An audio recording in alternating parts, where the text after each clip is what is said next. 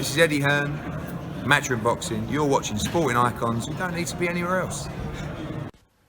Now, several months before Eddie Hearn and DAZN announced any kind of collaboration, I made a prediction, I made a video that don't be surprised if at some point you see a Matchroom Boxing global brand coming out. Now, as of right now, that brand hasn't come out. It may never come out, but the point was that I could see what it was that Eddie Hearn wanted to do without him really having to say anything. Because how it was at the time, obviously pre-DAZN, we'd never heard of DAZN or anything at this point when I made that prediction, but because of how it was here in the UK with Sky Sports, with Anthony Joshua spearheading the ship, along with the likes of Dillian Whyte, Kell Brook and Tony Bellew at the time, plus a few others, we could see where it was that Eddie Hearn wanted to go. That UK just wasn't quite big enough for his ambition. And of course, then he started to put on the odd show in America on HBO with Daniel Jacobs and what have you. So of course, when he announced his deal with DAZN, I was like, oi, here we go. It's a little bit quicker than what I thought it was going to be. But of course, with his deal with DAZN, didn't quite hit the ground running as he predicted. But looking back at it, it was kind of obvious it wasn't going to hit the ground running because of, and even Eddie Hearn will tell you, his attitude at the time, which was big, brash, try and act like an American. Because for us here in the UK, we see like a lot of Americans, we see them on TV standing up and trying to be like the centre of attention, louder and bigger than life and this, that and the other. Eddie Hearn thought by doing that himself, it would come across well to America. Truth be known, the true America don't like that. True America likes humble. So they didn't quite take to Eddie Hearn to start with. And of course, there's been a lot of pushback from certain sections of the American boxing fan base. But DAZN quickly became a household name within boxing.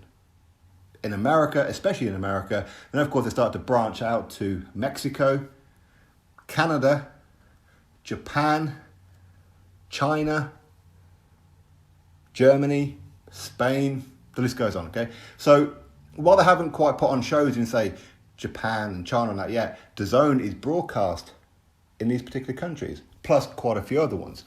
So with the pandemic, of course, everything has been slowed right way down, not just with DAZN and Sky Sports and everything, but globally, all boxing has been slowed down, which is to be expected. But the way that they were going at one point, you could see that already within the space of a very, very short time, DAZN were becoming big players in American boxing. Big players. In fact, it was the #1 downloaded sports app for last year, ahead of ESPN, ahead of American football apps and all other kind of ones as well. So DAZN, big news. Now with Eddie Hearn, with his latest statements of he wants to run boxing, he wants to control boxing. In fact, we'll get straight into Eddie Hearn's statement. Of course, he did say other things, but this is just Eddie Hearn's statement in a snippet. This is what Eddie Hearn had to say. The drive for me now is to control boxing, to control the sport globally and have a single entity running boxing like the UFC. If you want to bet against me, you will see. I'm the man for the job. I'm the only one that can do it. Eddie Hearn's statement. Now, what he said here is pretty much, he's echoing the words from a couple of months ago, what Dana White said about Eddie Hearn. That boxing is going to have to go through some kind of drastic changes coming out of this whole pandemic. Dana White said a couple of months ago that Eddie Hearn is probably the man to do it. The likes of Bob Arum, too old, this is what Dana White had to say, plus others. Al Heyman, he sits in the background. Eddie Hearn is up front, he's on camera, all that kind of thing. So he made that prediction for Eddie Hearn. Eddie Hearn is just reiterating what it is that Dana White said. Dana White's words, it does have a big impact on Eddie Hearn. We know Eddie Hearn's a massive fan and a big admirer of Dana White. So Eddie Hearn saying this is no great surprise to me or many of you. But can he do it?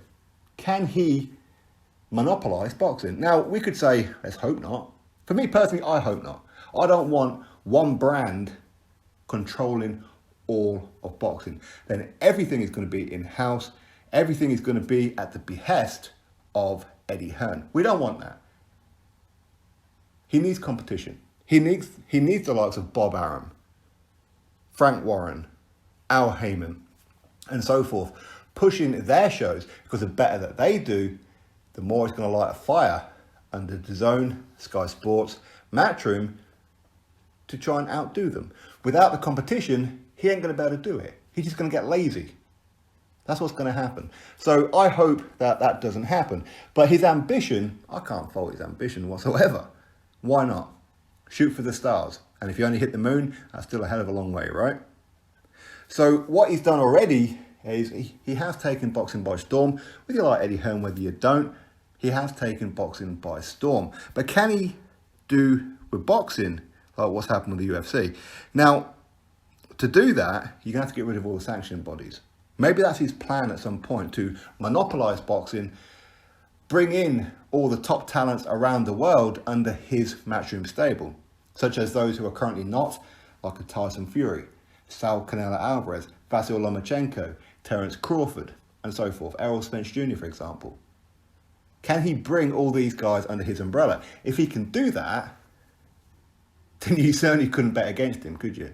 You couldn't bet against him. But I mean, how much longer does Bob Arum have left in boxing? We don't know. How much longer does Frank Warren have left in boxing? What's their passion?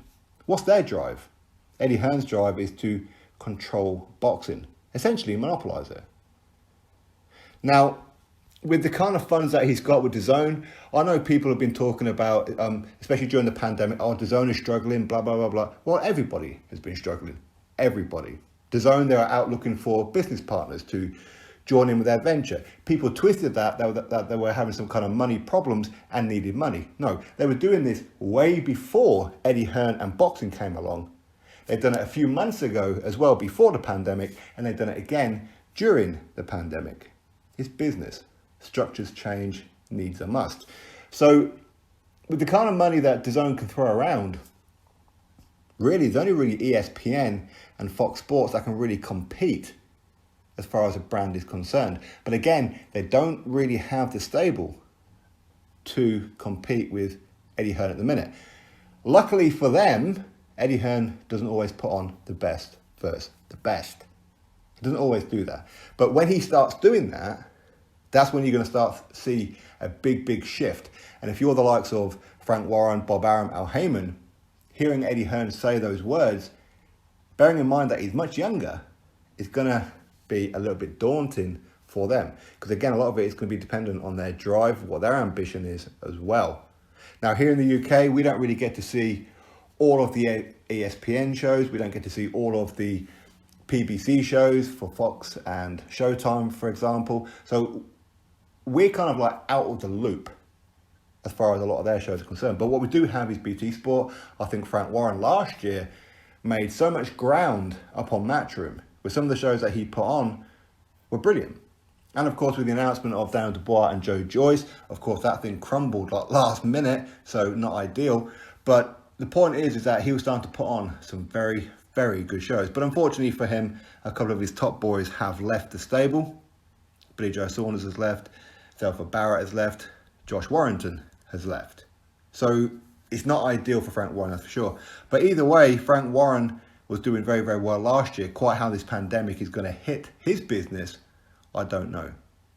With Matchroom, they've always got enough in reserves, because it's not just boxing that they deal with. Like with Frank Warren, as far as I'm aware, Queensberry Promotions, they only have boxing. Matchroom have other sports that could drip feed money into boxing if necessary. The darts, the snooker, the fishing, all that kind of stuff.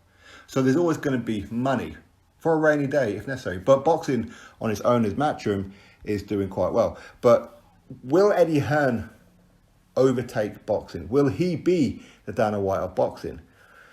I don't know, because again, we don't really know what his ambition is. But with the moves of DAZN going into China, that was meant to have already happened, but going into China, that's a huge, huge market. DAZN is already in China and Japan, but putting on Matchroom shows in those two countries would be massive. Absolutely huge, huge deal. Plus quite a few other countries. We know it's going to be going to New Zealand, potentially Australia, and maybe here in the UK with DAZN as well. We know that we are going to start getting some drip feeds of DAZN here in the UK. But with the amount of money and the power that Eddie Hearn has behind him, you'd be a fool to bet against him. You really would. But of course, a lot of people out there, they just want the downfall for Eddie Hearn. I ain't one of those people. I don't want a downfall for Eddie Hearn. I don't want a downfall for Frank Warren. I don't want a downfall for anybody. For me, it's all competition. And they all need competition. If there is no competition, it's going to get pretty stale. It's going to get pretty stagnant. UFC is a much smaller pool than boxing. So that's why they can do what it is that they can do. They can create their own UFC belt. Do we really want a matchroom belt? Not really. But ultimately, I suppose from that point of view, we're going to get, one champion in each division. Are we not? Anyway, that's my thoughts on it all. You drop me yours about Eddie Hearn wanting to control boxing under a sole entity. Drop your thoughts below. Click thumbs up, subscribe. Catch you all in the next video.